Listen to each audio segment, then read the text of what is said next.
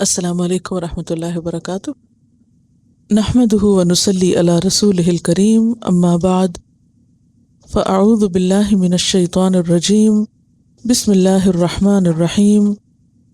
رب اشرح لی صدری ویسر لی امری واحلل عقدۃ من لسانی یفقہوا قولی۔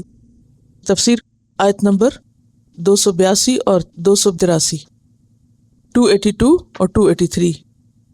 یا ایہا الذین آمنوا، اے لوگو جو ایمان لائے ہو۔ پھر ایمان والے کہہ کے پکارا گیا ہے کیونکہ حکم اہم ہے۔ پچھلی آیات میں ہم دیکھ رہے ہیں کہ ایک طرف مسلمانوں کو، ایمان والوں کو صدقہ خیرات دینے کی ترغیب دی گئی، اور دوسری طرف سود سے شدت کے ساتھ بچنے کے لیے کہا گیا۔ یمحق اللہ الربا ویربی الصدقات۔ اب آپ دیکھیے کہ جب انسان سود پر قرض نہیں لے سکتا اور بعض اوقات صدقہ لینا بھی پسند نہیں کرتا، تو پھر کیا کرے؟ پھر کس چیز کی ضرورت پڑتی؟ قرض لینے کی۔ تو ایسے معاشرے میں جہاں ایک طرف کوئی سود کا لین دین نہ کرنا چاہتا ہو، دوسری طرف صدقہ نہ لینا چاہتا ہو، تو پھر تیسری صورت ہی بچتی ہے، اور وہ کیا ہے؟ قرض کے لین دین کی۔ یا پھر عام روزمرہ زندگی کے معاملات میں بھی انسان کو جو لین دین کے معاملات پیش آتے ہیں قرض کے علاوہ، جیسے خرید و فروخت میں، تو ان کے بارے میں بھی ہمارا دین ہمیں بہت اچھی طرح تعلیم دیتا ہے، جو اس آیت کے اختتام پر بھی ہمیں پتہ چل رہی ہے کہ وَيُعَلِّمُكُمُ اللَّهُ، اللہ تمہیں تعلیم دے رہا ہے، اور اللہ علم والا ہے، اپنے علم کی بنا پر تمہیں بھی علم دے رہا ہے، سکھا رہا ہے۔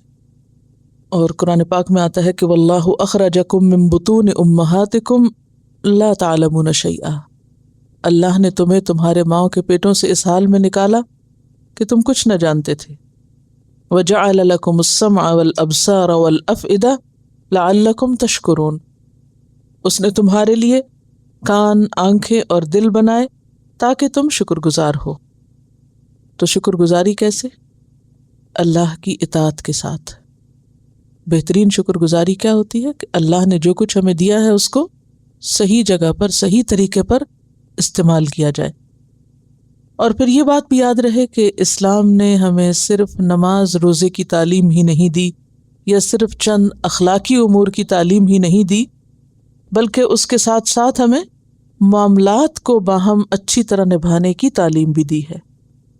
یعنی جہاں معاشرتی معاملات میں ہمیں بہت کچھ سکھایا ہے، وہاں مالی معاملات میں، باہم کیے گئے معاہدات میں، کانٹریکٹس میں ہمارا طرز عمل اور طریقہ کار کیا ہونا چاہیے، یہ بھی اس نے ہمیں سکھایا۔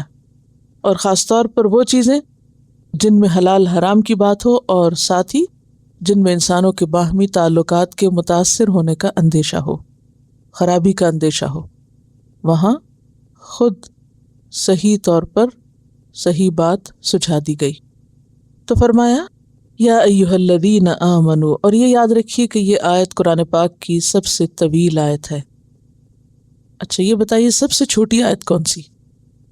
سورۃ المدثر کی آیت نمبر 21، ثم نظر، صرف 6 حرف ہیں، ٹھیک ہے؟ سب سے کم حروف ہیں اس میں، ثم نظر۔ یہ ویسے ہی آپ کو تھوڑا جگانے کے لیے اور تھوڑا دماغ تیز کرنے کے لیے۔ یہ بتائیے کہ قرآن پاک کی وہ آیت کون سی ہے جس میں سارے حروف تہجی آتے، سارے کے سارے لیٹرز، الفابیٹس موجود ہیں؟ بلکہ میں یہ چاہ رہی تھی کہ جب آپ کو حروف تہجی پڑھانے ہوں تو اسی آیت کو بطور مثال آپ کو پیش کرنا چاہیے۔ تو الفابیٹس کی مثال کون سی آیت ہے؟ سورۃ آل عمران کی آیت 154، ثم انزل علیکم، اور سورۃ الفتح کی آیت نمبر 29، محمد الرسول اللہ والذین معہ، آخر تک۔ سورۃ الفتح 29، آل عمران 154، ان میں تمام حروف ہجا آ گئے۔ چلیے، اور یہ آیت طویل ترین آیت ہے قرآن پاک کی۔ یا ایھا الذین آمنوا، اے لوگو جو ایمان لائے ہو، اذا تداینتم بدین، جب تم باہم لین دین کا معاملہ کرو، الی اجل مسمی، ایک مقرر وقت تک، فاکتبوہ، تو اس کو لکھ لیا کرو۔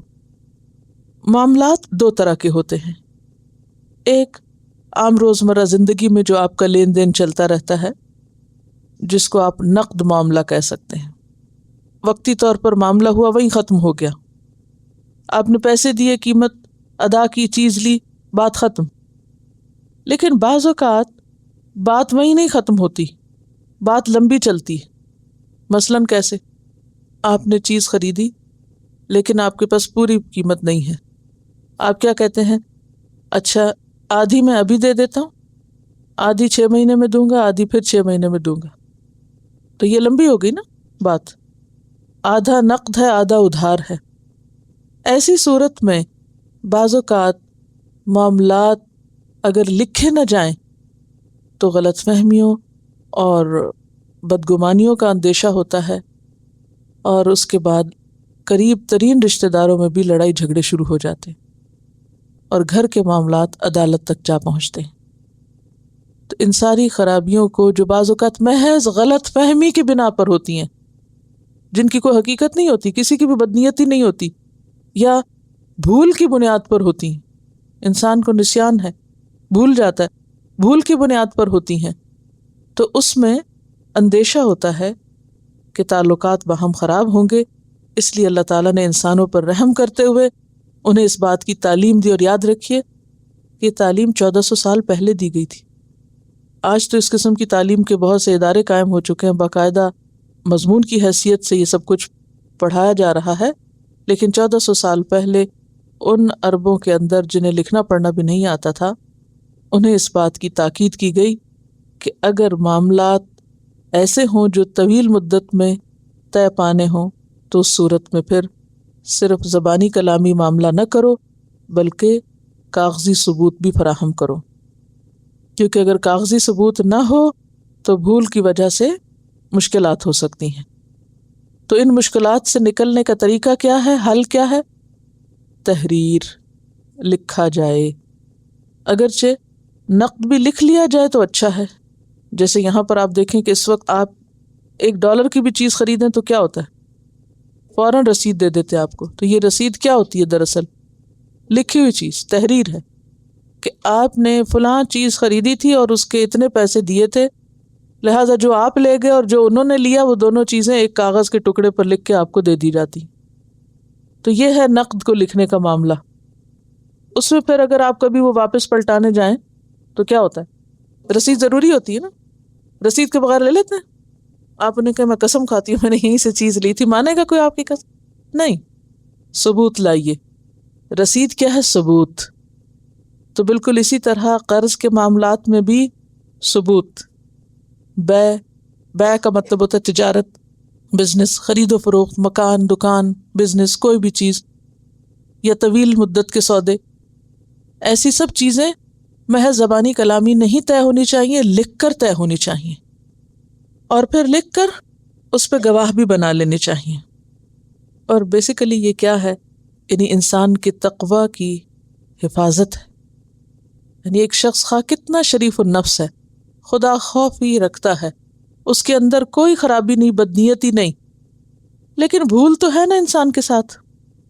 یعنی لکھنے کا حکم اس لیے نہیں دیا جا رہا کہ اللہ تعالیٰ کو آپ پر اعتماد نہیں ہے یا بندوں کو ایک دوسرے پر اعتماد نہیں، یہ بد اعتمادی کی وجہ سے نہیں، کیونکہ عام طور پر ہمارے ہاں عموماً کیا سمجھا جاتا ہے اگر کوئی کسی کو کہے چلے لکھ لیتے ہیں، ہے تمہیں اعتماد نہیں، میری زبان پہ اعتماد کرو، برا مناتے ہیں، میری کال پہ اعتماد کرو۔ نہیں، بے اعتمادی کی بات ہی نہیں، بات بھول چوک کی ہے۔ تو یہ لفظ یاد رکھیے کہ اگر کبھی لکھنے کا معاملہ ہے اور کوئی نہ مانے یا کوئی برا منائے تو اس کی غلط فہمی دور کر دیں کہ بھائی یہ بد اعتمادی کی بات نہیں ہے، ایک تو اللہ کا حکم ہے، اور دوسرے یہ کہ میں بھی بھول سکتا ہوں، تم بھی بھول سکتے ہو۔ تو اللہ تعالیٰ ہماری عزتوں کی، ہماری باتوں کی، ہمارے عہد، معاہدے، وعدے کی، ہمارے لین دین کی حفاظت کر رہا ہے۔ تو اللہ کے اس حکم کو اپنے فائدے میں سمجھو، شکر ادا کرو کہ اس نے تمہیں طریقہ سکھا دیا۔ اس طرح انسان اللہ کے سامنے اور بندوں کے سامنے کیا ہوتا ہے؟ بری ذمہ ہو جاتا ہے، ورنہ بندوں کا بھی چور اور اللہ کا بھی چور اور خود اپنا چور. کیونکہ جب انسان بھولتا ہے کسی بات کو تو اس کے بعد اس کو سخت پریشانی لاحق ہوتی ہے کہ پتہ نہیں میں نے کس سے کتنا لیا تھا، کتنا دیا تھا، کتنا دینا چاہیے تھا، کہیں زیادہ تو نہیں دے دیا، کہیں کم تو نہیں دے دیا. ایک بے چینی ہوتی ہے نا. اسی لیے آگے جا کے کیا فرمایا؟ اللہ ترتابو. یہ حکم کس لیے دیے جا رہے ہیں؟ کہ تمہارے اندر قلق نہ رہے، بے چینی نہ رہے، اضطراب نہ رہے، نہ خوف رہے نہ غم رہے، پرسکون زندگی بسر کر سکو. تو اس سے کیا پتہ چلتا ہے کہ ہمارا دین ہمیں جو راستہ دکھا رہا ہے یہ سکون اور اطمینان اور امن کی علامت ہے. اسی میں بہتری ہے، اسی میں بھلائی ہے. پھر فرمایا وَلْيَكْتُبْ بَيْنَكُمْ كَاتِبٌ بِالْعَدْلِ. کاتب کو عدل کے ساتھ لکھنا چاہیے، کسی کی طرفداری نہ کرے، کسی کی رعایت نہ کرے، بلکہ پورا پورا حق صحیح طور پر ادا کرے. فَلْيَكْتُبْ بَيْنَكُمْ كَاتِبٌ بِالْعَدْلِ وَلَا يَأْبَ كَاتِبٌ أَن يَكْتُبَ. اور کاتب کو لکھنے سے انکار نہیں کرنا چاہیے، ضرورت کے وقت دوسرے کے کام آنا چاہیے. کما علمہ اللہ، جیسا کہ اللہ نے اس کو سکھایا ہے. اس سے کیا پتہ چلتا ہے؟ ایک تو یہ کہ علم اللہ کی طرف سے دی ہوئی ایک بہت بڑی نعمت ہے، رحمت ہے اللہ کی کہ اس نے ہمیں نوازا علم سے. ٹھیک ہے، اب اس نعمت کا شکر ادا کرنا چاہیے کہ جو کچھ ہمیں آتا ہو ہم اس سے دوسروں کو فائدہ پہنچائیں. علم کا استعمال بھی کیا ہے؟ انفاق ہے. جیسے مال خرچ کرتا ہے انسان، اسی طرح علم جب دیتا ہے تو وہ بھی ایک طرح سے انفاق کر رہا ہوتا ہے. فَلْيَكْتُبْ، اسے چاہیے کہ لکھے، وَلْيُمْلِلْ، اور چاہیے کہ املا کرائے. املل یملل، املال کا معنی املا ہی ہے، یعنی لکھوانا. اصل میں اردو میں آپ نے لفظ ملول کرنا سنا ہوگا، ہاں؟ ملال سنا؟ اچھا، ملال کیا ہوتا ہے؟ افسوس. ملال یہ ہوتا ہے کہ صاف دل جو ہوتا ہے نا اس کے اوپر کچھ اثرات آ جاتے ہیں تو وہ دل کو کیا کرتے ہیں؟ کوئی غم، کوئی فکر، کوئی پریشانی، دل کو ملال کر دیتے. اچھا، صاف کاغذ کے اوپر جب کچھ لکھا جاتا ہے تو وہ اس کو کیا کر دیتا ہے؟ ملول کر دیتا ہے. ٹھیک ہے، اس کے اوپر کچھ لکیریں آ جاتی ہیں نا، دراڑیں آ جاتی ہیں. ہاں؟ جو ملل سے کیوں نکلا ہے؟ تو وَلْيُمْلِلْ، چاہیے کہ لکھائے، املا کرائے، ڈکٹیٹ کرائے. الذی، کون؟ علیہ الحق کو، جس پر حق ہے، یعنی مقروض. وَلْيَتَّقِ اللَّهَ رَبَّهُ، چاہیے کہ اللہ سے ڈرے جو اس کا رب ہے. وَلَا يَبْخَسْ مِنْهُ شَيْئًا، اور لکھواتے ہوئے ذرہ برابر بھی کم نہ لکھوائے. فَإِنْ كَانَ الَّذِي عَلَيْهِ الْحَقُّ صَفِيحًا أَوْ ضَعِيفًا، اگر تو مقروض بیمار ہے، کمزور ہے، بے وقوف ہے، أَوْ لَا يَسْتَطِيعُ أَنْ يُمِلَّ هُوَ، یا کسی مجبوری سے وہ لکھوا نہیں سکتا کہ مثلا بول نہیں سکتا. ہاں، ایک اور صورت بھی ہو سکتی ہے، مثلا دوسری زبان بولتا ہے، دوسرے ملک سے ہے، تو اس صورت میں بھی اب وہ لکھوا تو رہا ہے لیکن کوئی سمجھ ہی نہیں رہا، تو اب اس کو انٹرپریٹر کی ضرورت ہوگی. ٹھیک ہے، فَلْيُمْلِلْ وَلِيُّهُ بِالْعَدْلِ، تو وہ انٹرپریٹر اس کا عدل و انصاف کے ساتھ لکھوائے. آپ نے دیکھا ہوگا کہ جیسے بعض اوقات انٹرویوز وغیرہ ہوتے ہیں اور کسی کو انگریزی نہیں بولنی آتی تو پھر کیا ہوتا ہے؟ ٹرانسلیٹر یا انٹرپریٹر. تو یہاں بھی وہی حساب ہے کہ اگر کوئی شخص خود بول نہیں سکتا یا بولتا تو ہے مگر انگریزی بولتا ہے اور جو لکھنے والا اس کو انگریزی نہیں آتی تو پھر کیا کیا جائے؟ بیچ میں کوئی ایک اور پڑھے اور وہ لکھوائے. وَاسْتَشْهِدُوا شَهِيدَيْنِ مِن رِجَالِكُمْ، اور اپنے لوگوں میں سے 2 لوگ بطور گواہ بلا لو، گواہ طلب کر لو. استشہاد کا معنی ہے گواہ مانگ لو، لے لو. فَإِن لَّمْ يَكُونَا رَجُلَيْنِ، اگر 2 مرد نہ ملے، فَرَجُلٌ وَامْرَأَتَانِ، تو پھر کیا کرے؟ ایک مرد ہو جائے اور 2 عورتیں ہو جائیں.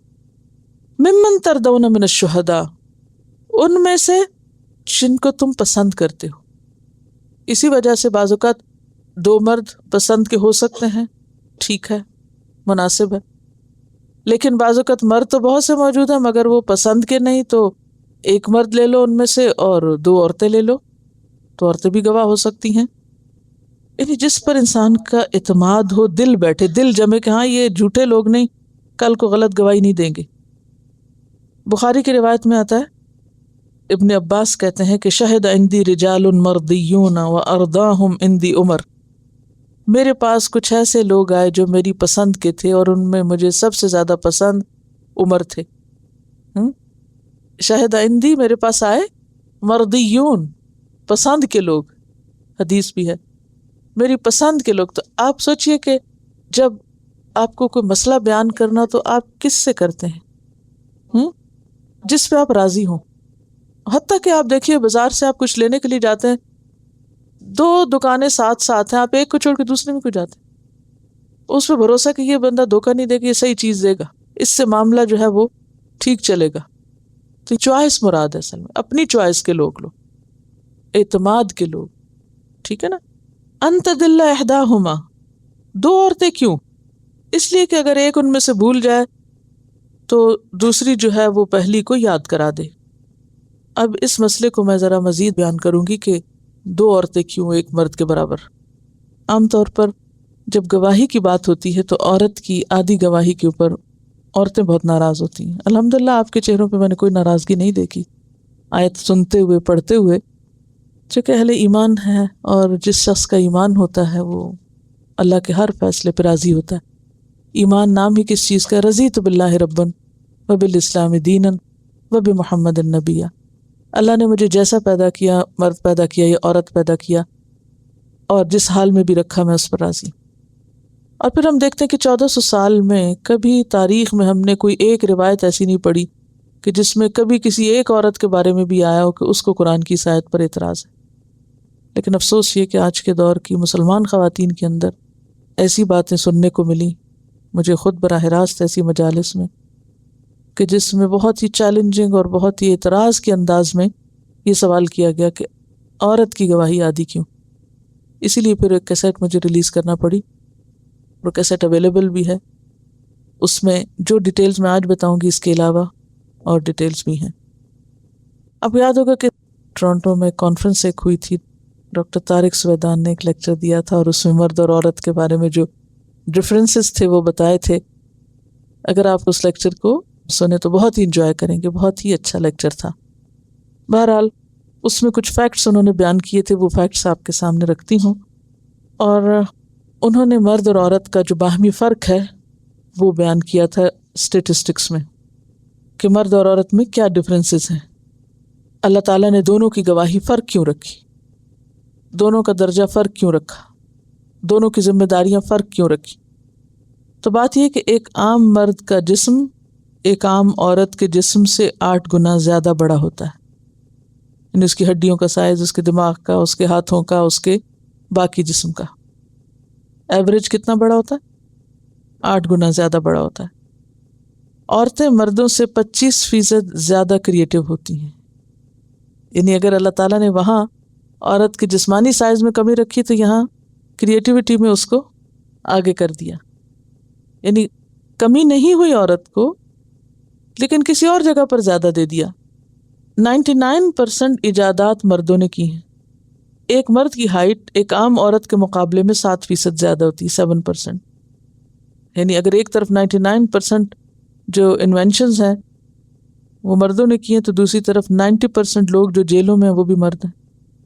90% بیمار لوگ جو تھراپی کی ٹریٹمنٹ لیتے ہیں وہ عورتیں ہیں. 90%. ایک عورت کا دماغ ایک مرد کے دماغ کے مقابلے میں 3 گنا زیادہ بڑا ہوتا ہے، مگر ایک عورت کی زندگی میں تقریباً 1/3 دماغی cells, brain cells, childbirth اور پریگننسی میں ختم ہو جاتے ہیں. سیلز اس کے جلدی ڈیمیج ہو جاتے ہیں بچوں کی پیدائش اور پریگننسی وغیرہ میں.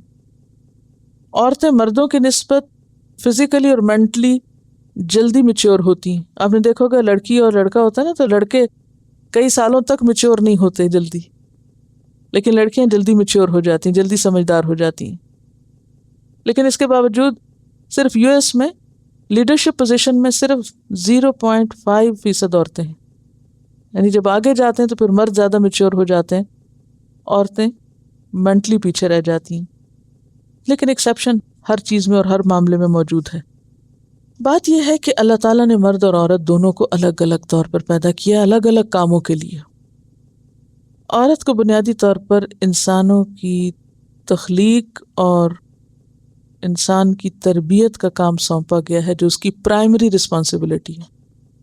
اور اگر وہ اپنی یہ رسپانسبلٹی نہیں نبھاتی تو اس کی زندگی ادھوری ہوتی ہے. وہ کچھ بھی کر لے، وہ کتنی بھی بڑی ڈگری اچیو کر لے، وہ کتنا بھی بڑا بزنس کر لے، وہ کتنا بھی نام دنیا میں کما لے، لیکن اگر وہ ایک ماں نہیں اور اگر وہ ایک گھر کی ملکہ نہیں تو اس کی زندگی ادھوری ہے. کیونکہ اللہ نے اس کی فطرت میں یہ چیز رکھی ہے، اس کی جسمانی ساخت، اس کا جو جسم ہے، اس کی باڈی، وہ ساری بنی ہی اس کام کے لیے ہے. اور اس کے جسم کے اندر جو تبدیلیاں آتی ہیں وہ بھی اس لیے. عورت کی تکمیل اس وقت ہوتی ہے جب وہ ماں بنتی ہے، اور ماں بننے کے لیے پھر اسے کئی جسمانی تبدیلیوں سے گزرنا پڑتا ہے. اس کو بلوغت کے آغاز میں پیریڈ شروع ہوں گے، جس سے اس کے جسم میں کئی طرح کی تبدیلیاں آئیں گی، اور وہ تبدیلیاں بعض اوقات پینفل بھی ہوتی ہیں. پھر اس کے بعد پیریڈز کا سارا مرحلہ، پھر پیریڈز ختم ہونے کے بعد حمل یعنی پریگننسی، پھر پریگننسیز کا دور ختم ہو تو مینوپاز. یہ سارے مرحلے اس کے جسم پر ایک خاطر خواہ تبدیلی پیدا کرتے ہیں، اور ان تبدیلیوں سے گزرتے ہوئے عورت ذہنی جسمانی طور پر متاثر ہوتی ہے، اور اپنی ذمہ داریاں ادا کرنے میں اسے مشکلات پیش آتی ہیں. ایک رائٹر ہیں شمشاد ایم خان، وہ اپنی کتاب جس کا نام ہے 2 عورتوں کی گواہی کیوں، وہ کہتی ہیں کہ اسلام نے جو ایک کی بجائے 2 عورتوں کی گواہی کی شرط لگائی ہے، اس کا یہ مطلب نہیں کہ عورت کے ذہنی رتبے کو کم کیا جا رہا ہے، بلکہ یہ حکم عورت کی جسمانی اور نفسیاتی صحت کو مد نظر رکھتے ہوئے اس سے مکمل طور پر ہم آہنگ ہے. یعنی اس کا مرتبہ اور مقام کم نہیں کیا جا رہا، اس کی جسمانی، فزیکل اور اس کی سائیکولوجیکل ہیلتھ جو ہے اس کی وجہ سے رکھا گیا ہے. کیونکہ عورت اپنی زندگی میں ان مراحل میں بہت سے اسٹریس سے گزرتی ہے. نبی صلی اللہ علیہ وسلم نہ تو بایولوجی کے ماہر تھے اور نہ ہی کوئی ماہر نفسیات تھے اور نہ ہی کوئی سرجن تھے. آپ کو جو معلومات ملی اللہ تعالیٰ کی طرف سے بذریعہ وحی ملی. اور ہم سب جانتے ہیں کہ عورتیں ان کے جو ماہانہ عادت ہے اس میں کتنے نفسیاتی تناؤ سے گزرتی ہیں، حمل اور اس کے بعد کیسی کیسی مشکلات سے گزرتی ہیں.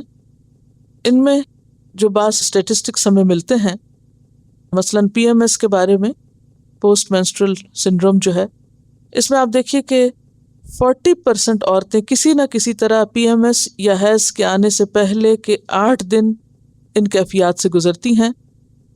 80% عورتوں کے سینے میں تکلیف، پیٹ میں بے چینی، درد کی شکایت وغیرہ پائی جاتی ہے. ایک اور جرنل ہے فزیولوجیکل میڈیسن، اس میں بتایا گیا ہے کہ حیض سے پہلے PMS میں چڑچڑاپن، ٹینشن، ڈپریشن، بے چینی، سستی، تنہائی کا احساس، بلا ضرورت رونا، تھکن اور مزاج میں اچانک تبدیلیاں، یہ علامات عام طور پر عورتوں میں پائی گئی ہیں.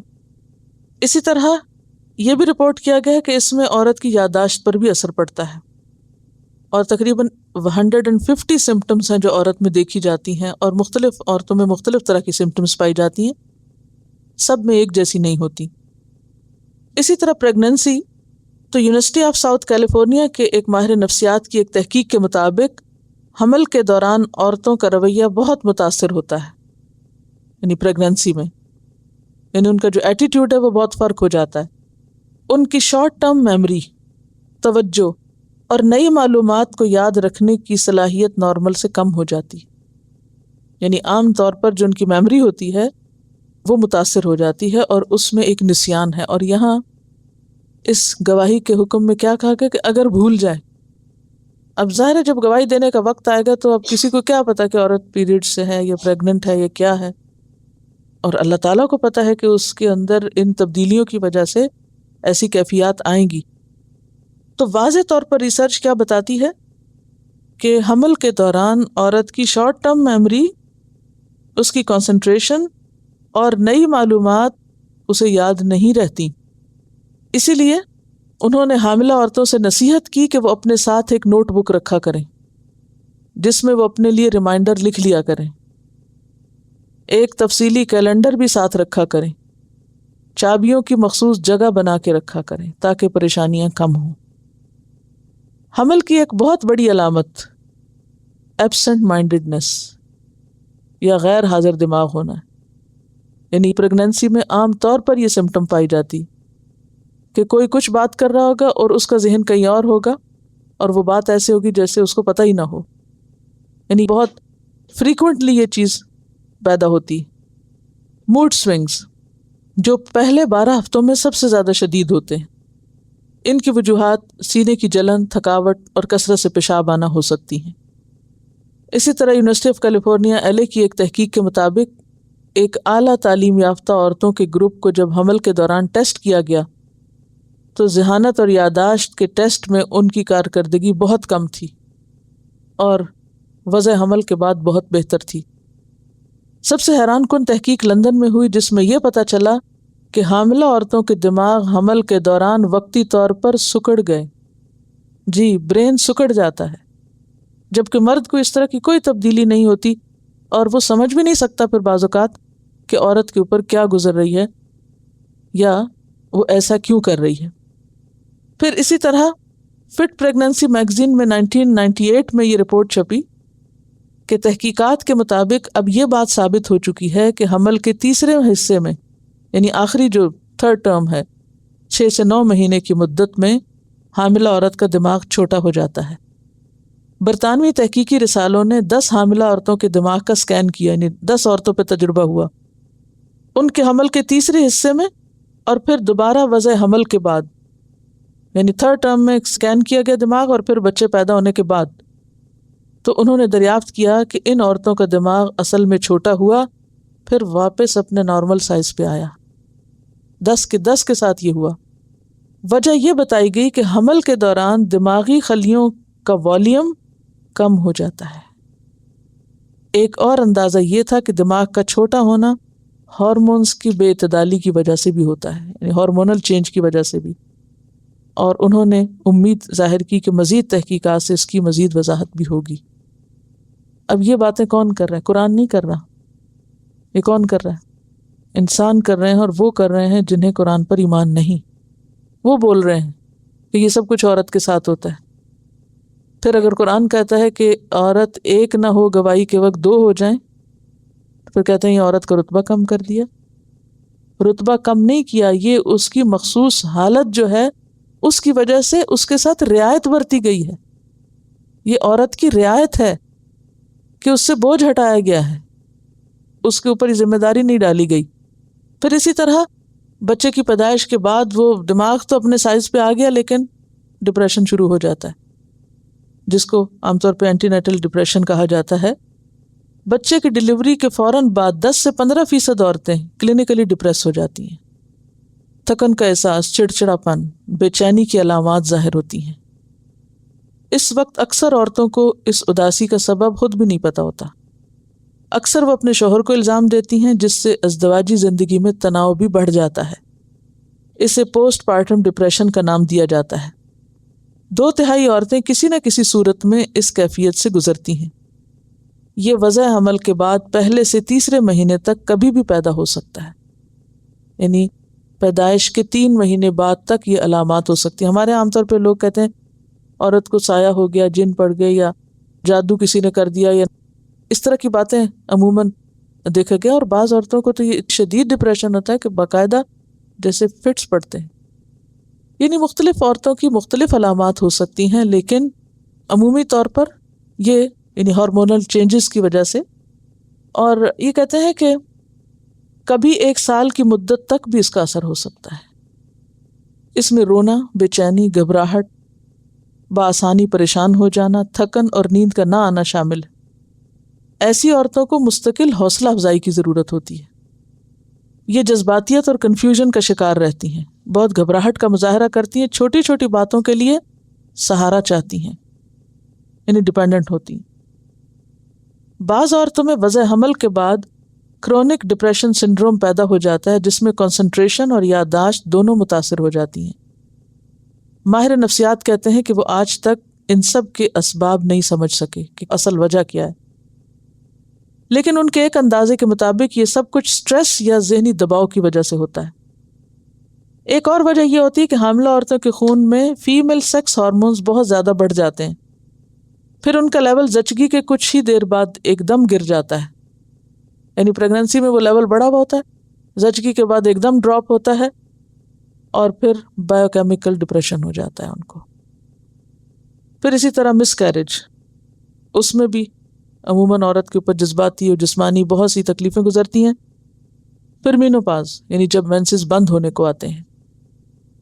تو اس کے بارے میں نیوز ویک انٹرنیشنل میگزین مئی 1992 25 اس کا نمبر ہے، اس میں ایک آرٹیکل چھپا تھا۔ اس میں ایک ڈاکٹر جینیفر نے لکھا کہ عورتوں کو کبھی یہ پتہ ہی نہیں ہوتا کہ ان کا جسم ان کے ساتھ کیا کر رہا ہے۔ بعض کو اچانک شدید گرم لہر کا احساس ہونے لگتا ہے، جو کہتے ہیں اسے کیا بولتے ہیں، ہاٹ فلیشز۔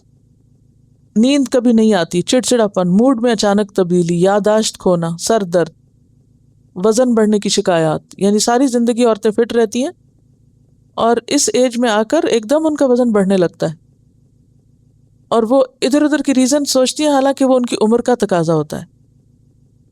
آخر میں پھر انہوں نے یہی بات دہرائی کہ عورتیں بے خبر ہوتی ہیں کہ اب ان کا جسم ان کے ساتھ کیا کرنے والا ہے۔ ایک اور آرٹیکل جس میں ڈاکٹر میگ ڈربن کہتے ہیں کہ حیض مکمل طور پر ختم ہونے کے پہلے سے 8 سال کے عرصے کو پری مینوپاز کہتے ہیں۔ ان 6 سالوں میں جو علامات عورتیں محسوس کرتی ہیں ان میں یادداشت کا کم ہونا شامل ہے۔ مینوپاز کی عمر عموماً 48 ایئرس سے 52 ایئرس تک ہوتی ہے، یعنی عموماً مختلف ملکوں میں مختلف بھی ایج ہو سکتی ہے۔ پھر مردوں اور عورتوں کے رویوں میں بھی فرق ہوتا ہے، ایٹیٹیوڈ بھی فرق ہوتا ہے۔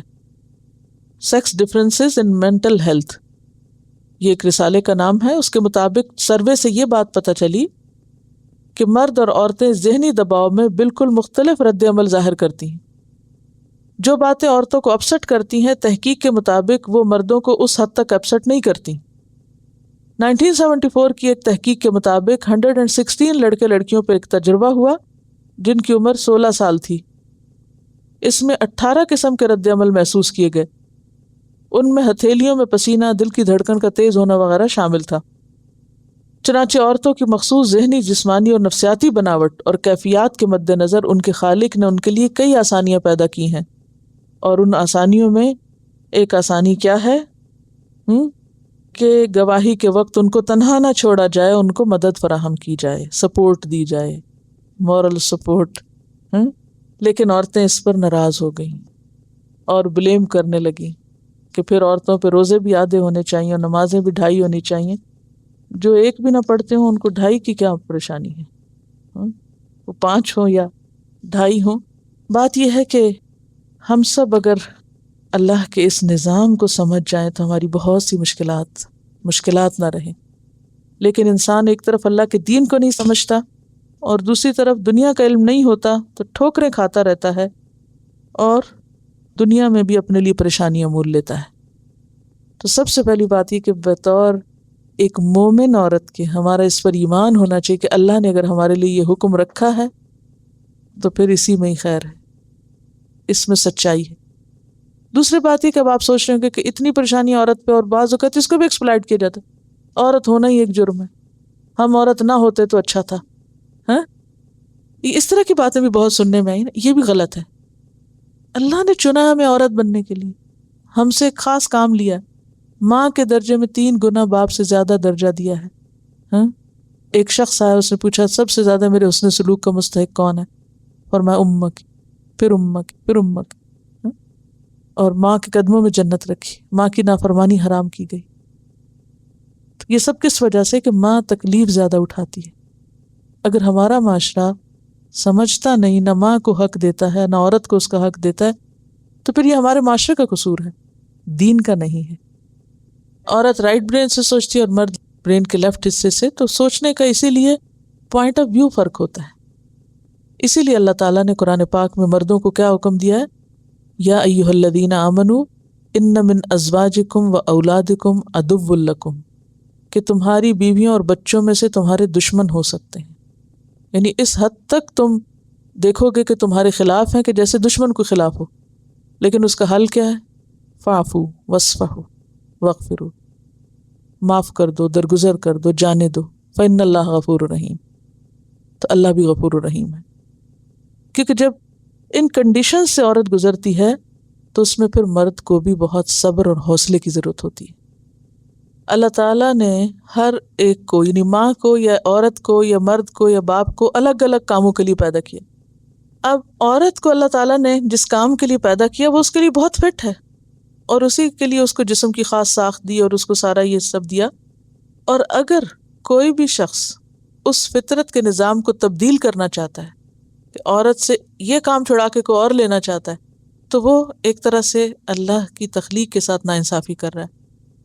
بالکل ایسے ہی کہ جیسے اگر کسی فیکٹری میں کوئی مزدور اس مشین سے جو ایک خاص کام کے لیے بنائی گئی ہو اس سے کوئی اور کام لینے لگے تو کیا کرے گا؟ اس مشین کے ساتھ بھی زیادتی ہوگی اور اس کو بھی نکال باہر کیا جائے گا، قبول نہیں کیا جائے گا. مثلا اگر آپ برتن دھونے کی مشین میں کپڑے ڈال دیں یا کپڑوں کی مشین میں برتن ڈال دیں، اچھا سا کراکری کا سیٹ ڈش واشر کی بجائے کس میں، واشنگ مشین میں ڈال دیں، تو باہر کیا نکلے گا؟ یعنی اللہ تعالیٰ نے انسانوں کو تخلیق کیا اور پھر تخلیق کا کام عورت سے لیا. کتنا بڑا مقام ہے عورت کے لیے. ایک بک پڑھنے کا اتفاق ہوا تھا، it's about women between Islam and western society. تو اس کے اندر بتایا ہوا تھا کہ کیسے جب سے عورتوں کو فورس کیا گیا ہے انٹو دی ورک فورس کہ آئیں باہر، گھر سے باہر آ کر کام کریں، تو کتنے برے افیکٹس ہوئے ہیں اس کے، not only on the woman but also on the society. اس کے بارے میں ایک بتایا ہوا تھا کہ جیسے پہلے جو ہے عورتوں کو میٹرنٹی لیو نہیں دی جاتی تھی. تو یہ شروع کیسے ہوا تھا؟ ایک عورت کام کرتی تھی، she was working some where, اور اسی طرح شی ہیڈ ٹو ٹیک لیو، اور اس نے کہا تھا کہ میری جو جاب ہے وہ کسی اور کو نہیں دی جائے. مگر کمپنی نے کسی اور کو ہائر کر لیا، کیونکہ اگر وہ کسی اور کو ہائر نہیں کرتے تو کمپنی کو نقصان ہوتا. تو کیا ہوا کہ جب عورت واپس آئی تو اس کو جاب نہیں ملا، اور عورت جو ہے یہ کورٹ میں کیس لے گئی کہ it's not fair with me. تو اس کے بعد سے یہ لا پاس کیا گیا کہ کسی بھی عورت کو اگر میٹرنٹی لیو لینی ہے تو اس کو پے کیا جائے گا.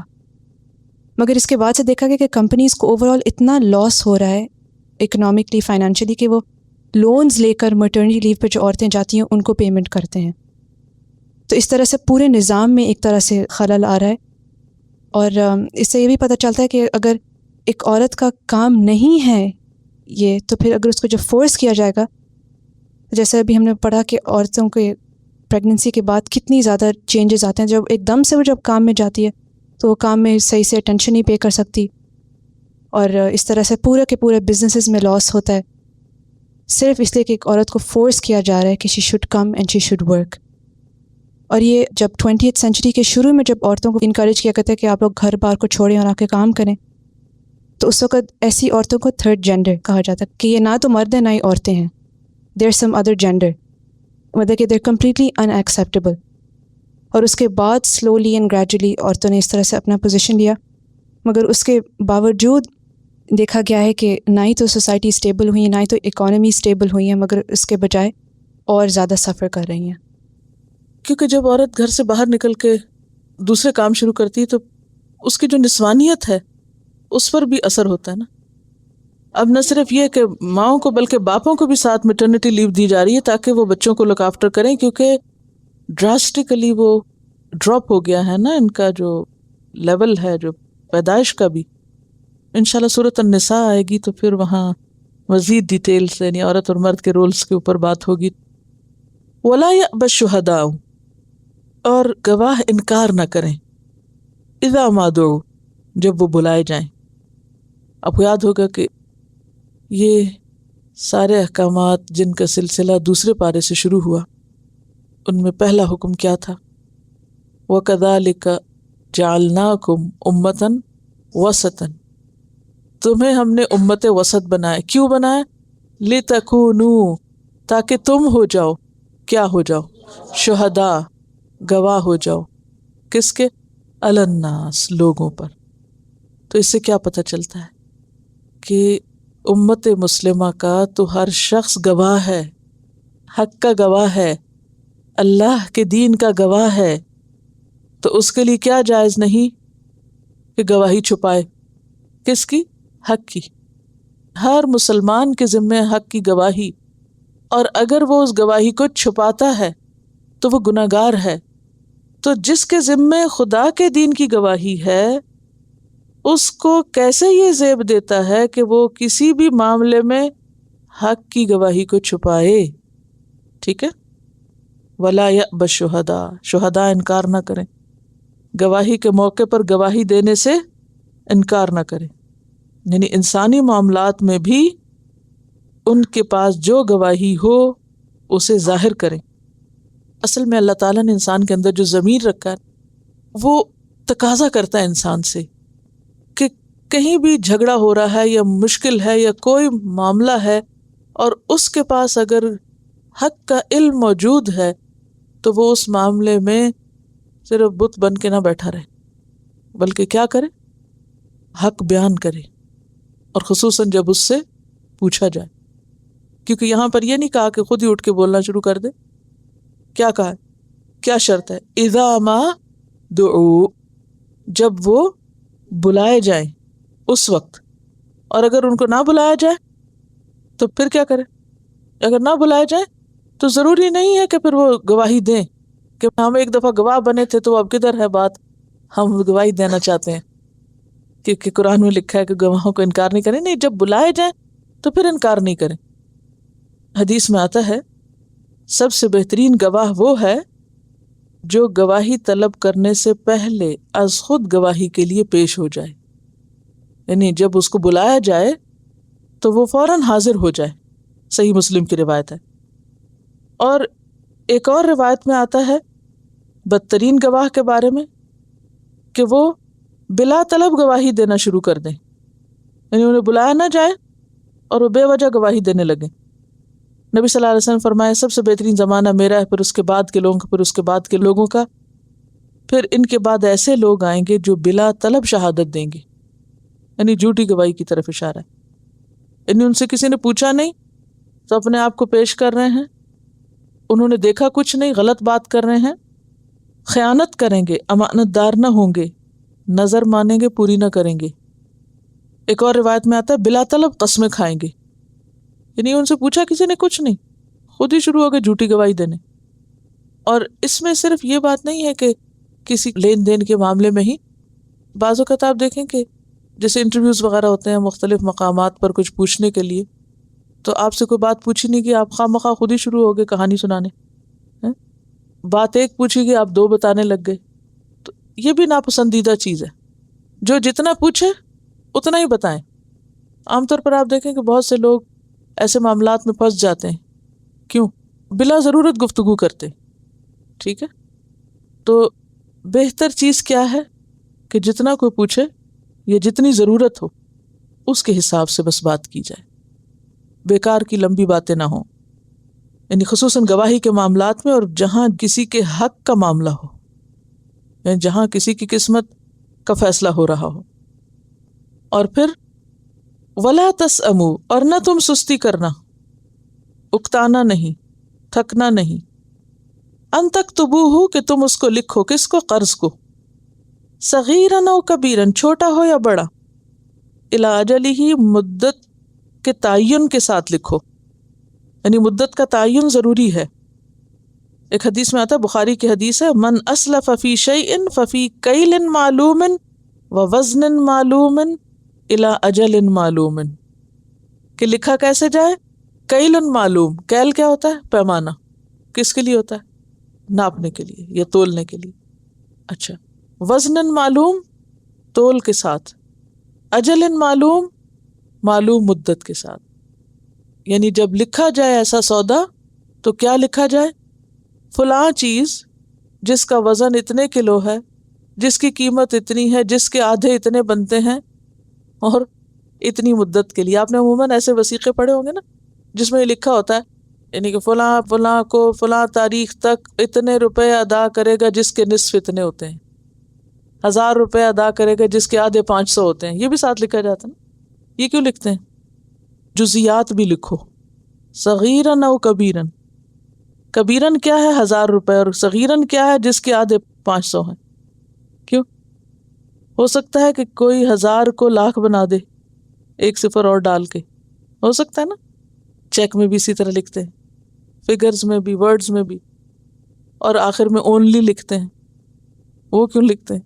آپ اکثر سوچتے ہوں گے نا کہ جب چیک لکھتے تو اونلی، آپ 1 کروڑ کا بھی چیک لکھیں اور آخر میں لکھیں اونلی، تو اس میں ایک فنی لگتا ہے اونلی، لیکن وہ اونلی کس لیے ہے کہ اس سے آگے کچھ نہیں معلوم، یعنی اتنا ہے بس. تو یہ وسیقہ نویسی کی اپنی ہی ایک زبان ہوتی ہے، اور وہ کہاں سے پتہ چلتی ہے؟ صغیرن و کبیرن، جزئیات، یعنی اس کی وضاحت اینڈ تک سب کچھ. ذالکم اقسط عند اللہ، یہ طریقہ اللہ کے ہاں زیادہ انصاف والا ہے. وہ اقوم للشہادہ، اور گواہی قائم کرنے کے لیے زیادہ مضبوط ہے، درست ہے. وہ ادنا اللہ ترتابو، اور اس لحاظ سے بھی اچھا ہے، قریب تر ہے کہ تم شک میں نہ پڑو، تمہیں شک سے بھی بچانے والا ہے. تو اس سے کیا پتہ چلتا ہے کہ شک سے بچانے والا ہے، کہ اس سے تم شک میں نہیں پڑو گے. یعنی تحریر ایسی لکھو کہ جس کو پڑھ کے زومانہ باتیں سامنے نہ آئے، بلکہ بالکل کلیئر، صاف ستھرا، واضح، there should be no doubt about it, اور تمہیں بعد میں بھی کوئی قلق اور اضطراب نہ ہو. الا ان تکون تجارتاً حاضرتاً، مگر یہ ہے کہ آمنے سامنے لین دین ہو، تدیرونہا بینکم، جسے تم ایک دوسرے میں گھماتے رہتے ہو. فلیس علیکم جناح، تو کوئی گناہ نہیں تم پر، کس بات کا؟ اللہ تکتبوہا، کہ تم اس کو نہ لکھو. پھر نہ بھی لکھو تو گناہ نہیں. اس کا کیا مطلب ہے؟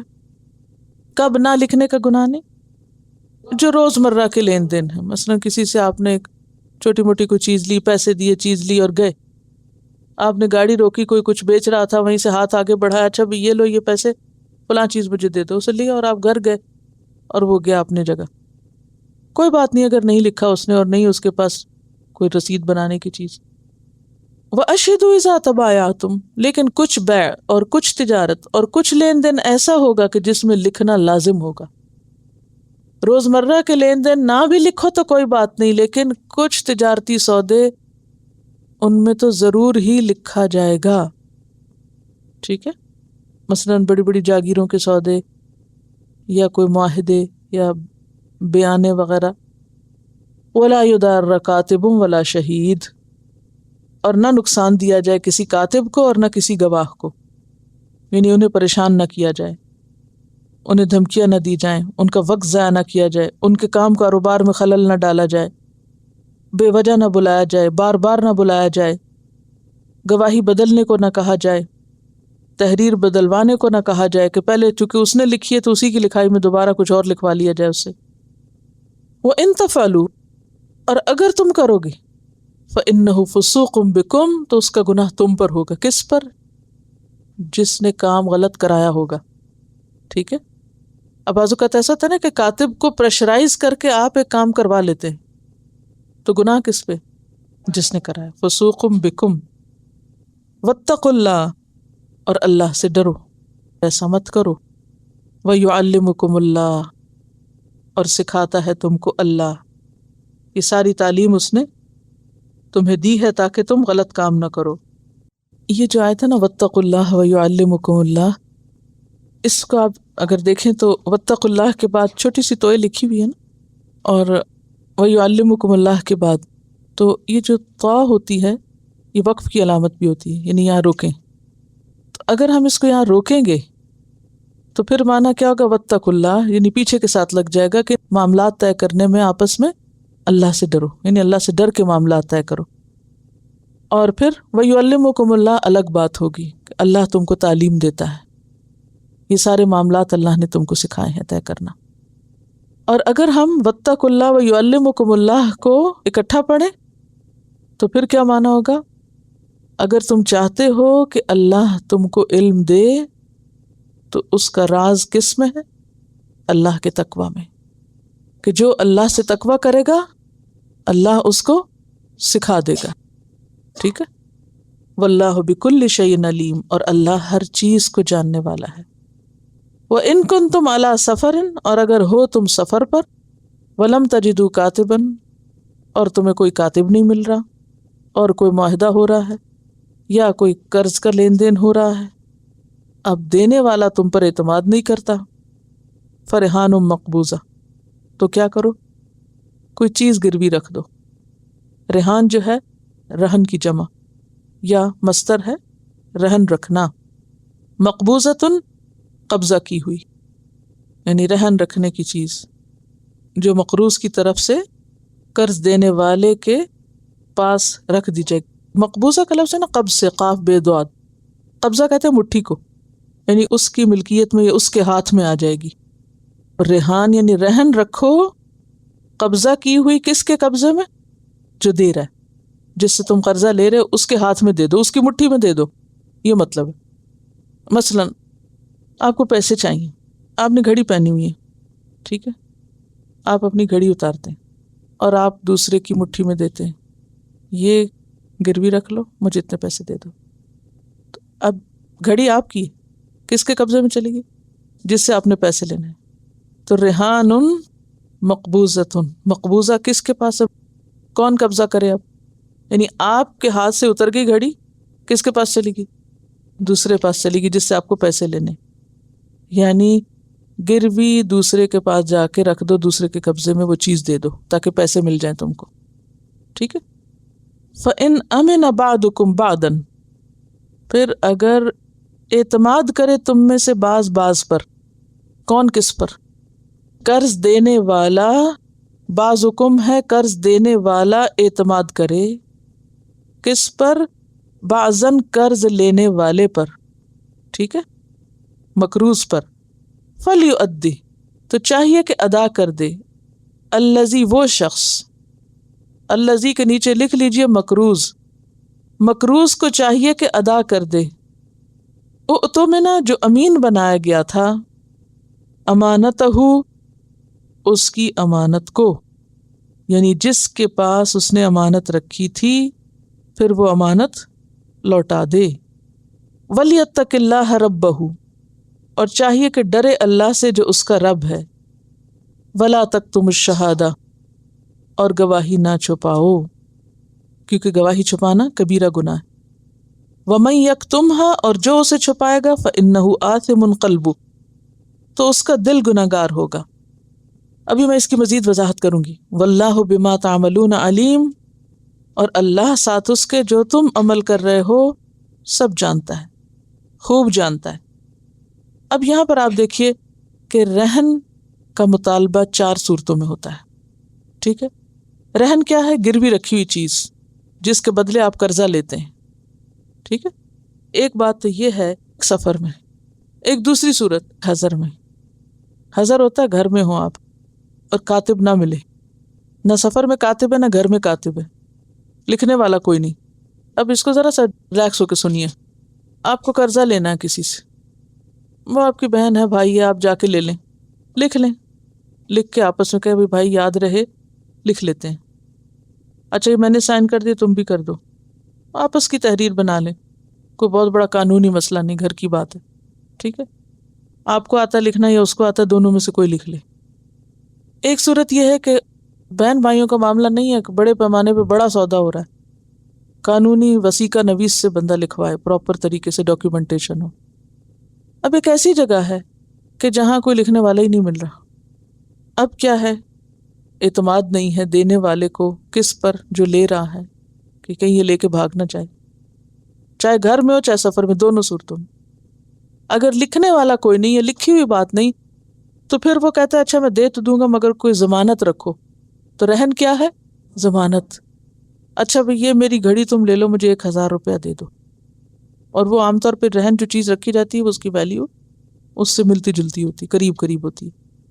اب وہ رہن اس نے ادھر جمع کرا دی، اچھا تم فلاں مدت تک دے دو، اور پھر جب میں تمہیں پیسے دوں تو تم مجھے واپس کر دینا۔ وہی اللہ تعالیٰ فرماتے پھر چاہیے کہ وہ واپس لوٹا دے اس کی چیز، یہ نہیں کہ وہ پیسے بھی لے لے اور چیز بھی ہڑپ کر جائے، وہ امانت ہے۔ اسی لیے یہاں سے یہ حکم بھی نکلتا ہے کہ وہ اس کو استعمال نہیں کر سکتا، وہ یہ نہیں کہ اچھا چلو وہ رہن رکھ گیا، اگلے دن وہ گھڑی پہن کے باہر نکل جائے، یہ نہیں کر سکتا وہ، ٹھیک ہے۔ تو اب ایک صورت کیا ہے، یعنی گھر میں بھی رہن ہو سکتا ہے اور سفر میں بھی ہو سکتا ہے، اس صورت میں جبکہ کاتب نہ ہو۔ تیسری صورت یہ ہے کہ کاتب تو ہے لیکن قرض دینے والا تحریر پہ اعتماد نہیں کرتا، وہ کہتا ہے مجھے صرف لکھے ہوئے پہ کوئی یقین نہیں، مجھے ضمانت کے لیے بھی کچھ چاہیے، ٹھیک ہے، اس لیے وہ رہن کا مطالبہ کرتا ہے۔ تو اس سے یہ پتہ چلتا ہے کہ رہن تحریر کے ساتھ بھی ہو سکتا ہے اور تحریر کے بغیر بھی ہو سکتا ہے۔ اور جہاں تک رہن کا معاملہ، حضرت عائشہ فرماتی ہیں کہ رسول اللہ صلی اللہ علیہ وسلم نے ایک یہودی ابو شحم سے ادھار اناج خریدا، 30 صاع جو اپنے گھریلو ضروریات کے لیے، اور آپ نے اپنی زرہ بطور رہن اس کے پاس رکھی تھی، ٹھیک ہے۔ اور یہ کب تھا؟ آپ سفر میں نہیں تھے، یعنی قرآن نے سفر کا ذکر اس لیے کیا کہ عموماً سفر میں یہ مشکل پیش آتی، ورنہ یہ معاملہ گھر میں بھی ہو سکتا ہے۔ مدینہ میں آپ نے یہ معاملہ کیا تھا، ایک نان مسلم کے ساتھ کیا تھا، اور ظاہر ہے کہ دونوں فریقوں میں اعتماد کی فضا بحال کرنے کے لیے پھر زرہ کو گروی رکھا گیا تھا۔ گروی نہیں بولتے آپ، جیسے گروی یا ضمانت یا رہن، تینوں لفظ ہو سکتے ہیں۔ تو وہ آپ نے یعنی اس صورت میں رکھی، کیونکہ آپ نے پیسے بعد میں ادا کرنے تھے، اناج لے لیا، چیز رکھ دی اور پیسے بعد میں دیے۔ اچھا، اب آپ دیکھیے کہ سفر حضر کاتب نہیں، سفر حضر کاتب ہے، تحریر ہے، اعتماد نہیں، 4 صورتیں ہو گئی، 4 جگہیں ہو گئی نا۔ سفر میں رہن، حضر میں رہن، کس صورت میں؟ کاتب نہ ملے۔ سفر میں رہن، حضر میں رہن، جب کاتب ہو لیکن اعتماد نہ ہو، ٹھیک ہے، سمجھ گئے؟ اچھا، یہاں ایک دو باتیں اور بھی یاد رہیں جو رہن ہی سے متعلق ہیں۔ ان میں سے ایک بات تو یہ ہے کہ رہن جس کا مال ہوتا ہے، جو اصلی مالک ہے، اس چیز کو اگر کوئی نفع یا نقصان ہوتا ہے تو وہ مالک کا ہی شمار ہوگا، جس کے پاس چیز رکھی ہوئی ہے اس کا ذمہ نہیں۔ مثلاً یہ ہے کہ اگر کسی نے اپنی گائے کسی کے پاس چھوڑی اور کہا مجھے تم 1000 روپیہ دے دو، یہ گائے رکھ لو، گائے مر گئی، اس کی موت آئی تھی، مر گئی، ہاں؟ اب یہ شخص کہے کہ میں تمہارا قرضہ نہیں واپس کرتا کیونکہ تمہارے گھر میں میری گائے مر گئی، نہیں۔ اگر جان بوجھ کے اس نے نہیں ماری اور خود مر گئی، بیماری لگ گئی، اس کو مر گئی، تو اس کا ذمہ نہیں ہوگا، نقصان مالک کا ہی ہوگا۔ ایک دوسری صورت، گائے رکھی، گائے نے بچہ دے دیا، اب وہ کہے کہ جی بچہ ہمارے گھر میں، بچہ ہم رکھیں گے اور گائے واپس لے لو، نہیں، وہ کس کا ہوگا؟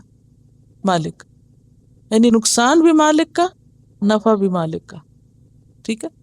اچھا، تیسری بات یہ ہے کہ جس کے پاس رہن رکھا جائے وہ رہن رکھی ہوئی چیز کو امانت سمجھے، اسے استعمال نہ کرے۔ مثلا کسی نے اپنا گھر کسی کے پاس گروی رکھا، بعض اوقات ایسا ہوتا ہے نا، لوگ قرضہ بیچارے چاہتے ہیں تو وہ گھر کے کاغذات اٹھا کے لے جاتے ہیں۔ یہ سب باتیں سنی دیکھی بھالی ہوگی نا، ایسی کوئی نئی بات نہیں۔ وہ کہتے ہیں یہ میرے گھر کے کاغذ ہیں یا میری دکان کے کاغذ ہیں، یہ آپ رکھ لیں، مجھے اتنے لاکھ دے دیں، ایسا کرتے ہیں نا لوگ۔ اب جب اس طرح کا معاملہ ہوا تو اب وہ وقتی طور پر تو دکان اس کے ہاتھ آ گئی، اب وہ یہ نہیں کرے گا کہ چلو اس نے سال کی بات کی، میں سال اس کو کرایہ پہ دے دیتا ہوں اور میں اس کا کرایہ لیتا ہوں۔ یا گھر ہے تو وہ کہے وہ ذرا بڑا گھر ہے، ہمارا گھر چھوٹا، چلو ہم وہاں جا کے رہتے ہیں، اب سال کے لیے تو ہمارے پاس ہے نا، کیونکہ ہم نے اس کو اتنے لاکھ دیے ہوئے۔ ایسا کرنا کیا شمار ہوگا؟ سود۔ رہن سے فائدہ کیوں نہیں اٹھایا جا سکتا؟ اس لیے کہ جو قرض دے وہ اس پہ سود نہیں لے سکتا، ٹھیک ہے، سمجھ گئے؟ اب آپ دیکھیے کہ ایک صورت اور ہے، اور وہ یہ کہ کسی نے کسی کے پاس گائے چھوڑی، گائے چارہ کھاتی ہے، اب اس کو چارہ کھلا رہا ہے، اور اب آپ کہتے ہیں بھی چارہ ہم کھلائیں مگر ہم فائدہ بھی نہ اٹھائیں، تو نہیں، ایسی صورت میں اگر گائے دودھ دیتی تو دودھ پی سکتا ہے، کیونکہ دودھ کس کے عوض اس کو مل رہا ہے؟ چارے کے عوض مل رہا ہے۔ اسی طرح اگر وہ چارہ کھلاتا ہے تو وہ سواری بھی کر سکتا ہے۔ مثلا کسی نے کسی کے پاس گھوڑا رکھا، اب گھوڑا رہن رکھنا بڑا مہنگا سودا ہے، وہ تو روز اس کے اوپر یعنی خرچ کر رہا ہے، تو ایسی صورت میں اگر اس پہ سواری کرنی پڑ جائے تو سواری کر سکتا ہے۔ اور یہ قرض کا معاوضہ نہیں، کس چیز کا معاوضہ ہے؟ چارے کا، یا اس پہ جو خرچ آ رہا ہے۔ یعنی جتنا وہ خرچ اس پہ کرے گا اتنا اس سے وہ فائدہ اٹھا سکے گا. ٹھیک ہے. اچھا جناب، تو یہ چند باتیں آپ کو اس سلسلے میں یاد رکھنے کی ضرورت ہے. آج کے لیے اتنا ہی کافی تاکہ میں تھوڑا ان آیات کا خلاصہ کر سکوں، تاکہ آپ کے مائنڈ میں پکچر کلیئر ہو جائے. دین وہ قرض جس میں ادائیگی کے لیے وقت مقرر ہو. دین کی شرائط کیا ہے؟ لکھا جائے اور گواہ بنایا جائے. اگر کاتب اور گواہ موجود نہ ہو تو رہن پر معاملہ کیا جائے. ٹھیک ہے. کون لکھے؟ کاتب لکھے. کیسے لکھے؟ املا کرائے. کون کرائے؟ مقروض کرائے املا. ٹھیک ہے. پھر گواہ بنایا جائے. دین کی شرائط میں کہ لکھ لیا جائے. کون لکھے؟ کاتب لکھے. عدل کے ساتھ لکھے، پروفیشنلی لکھے، یعنی جزیات کے ساتھ مراد ہے. لکھنے سے انکار نہ کرے. لکھنے کی نعمت کے شکر کے طور پہ لکھے، یعنی خوشی خوشی لکھے. پھر یہ کہ کیسے لکھا جائے؟ املا کرایا جائے. املا کون کرائے؟ قرض لینے والا کرائے. اگر قرض لینے والا کم عقل ہو، کمزور ہو، بیمار ہو، املا نہ کرا سکتا ہو، زبان نہ آتی ہو یا گنگا ہو تو ولی املا کرائے.